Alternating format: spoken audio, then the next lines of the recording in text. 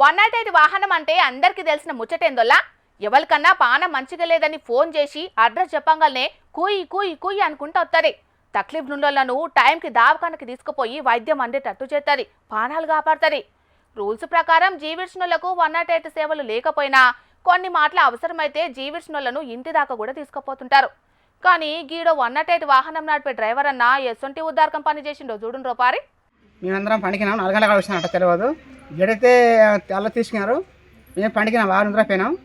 సర్లు వచ్చినావా మాకు తెలిసి ఫోన్ చేస్తారు, ఓర్లేసినా ఫోన్ చేస్తారు. కానీ కాకపోతే మేము ఉంటాము, ఏం కాకపోతే కానీ 4 గంటలకు వచ్చినాక మేము అందరం పండికి 4 పోయినాం తెలియదు. వచ్చి పిన్ని మొత్తం వదిలేసి వెళ్ళిపోయారు.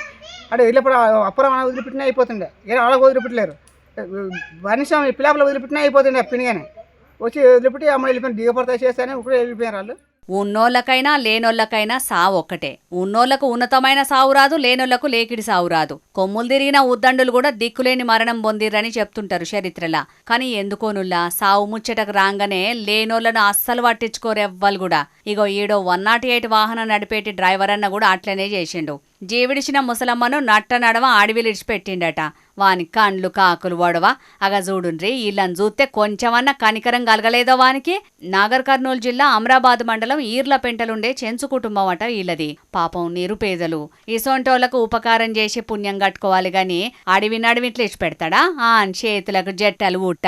జీవిడిచిన ఆమె పేరు గురువమ్మటుల్లా. 10 దినాల కిందట పానం మంచిగా లేక అచ్చంపేట ప్రభుత్వ ఆసుపత్రికి వైద్యం కోసమని తీసుకపోతే మహబూబ్ నగర్ కు పంపించిరట డాక్టర్లు. ఇగో ఆడిడ్చిందట పానాలు. లెక్కకైతే 108 వాహనాలు జీవిడిచినోళ్ళని తీసుకపోరు గాని మరి ఎట్లెట్లా తీసుకపోయిరో తెలియదు గాని తీసుకపోయిర్రు. కానీ తీసుకపోయిన డ్రైవర్ ఇంటి దాకా తీసుకపోవద్దా? ఇగో ఈడ పహారాబాద్ చౌరస్తాల ఇడిచిపెట్టి వీకిండట.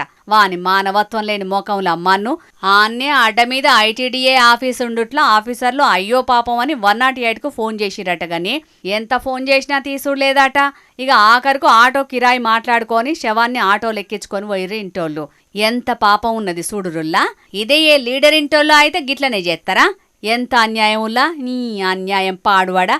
షెన్సులంటే గింత సులకనా అని మస్తు బాధపడ్డరు పాపం గురువమ్మ ఇంటోళ్ళు. ఇగీళ్ళ కష్టాన్ని చూసినోళ్ళు కూడా మస్తు కోపానికి రావట్టిరు.